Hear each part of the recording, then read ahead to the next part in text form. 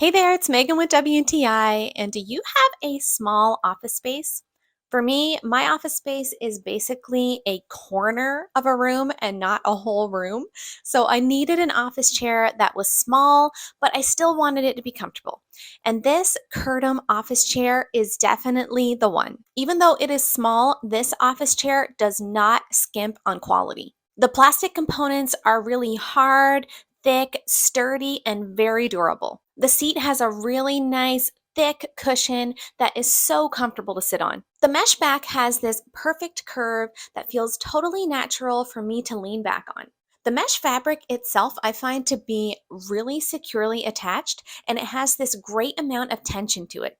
I've noticed that all the moving components of this chair work without a hitch. The simple lever on the side of the chair makes for a really smooth adjustment up or down. This chair at the lowest setting is absolutely perfect. I can rest my feet flat on the floor and there's no need for a footrest. The arms of the chair also easily fold up and down. This makes the chair great for doing a variety of types of work from it, but also because I often need an extra dining chair for extra guests, it can easily become an extra chair around the dining table. This KERDOM office chair is small, but it is mighty and it fills all of my needs perfectly.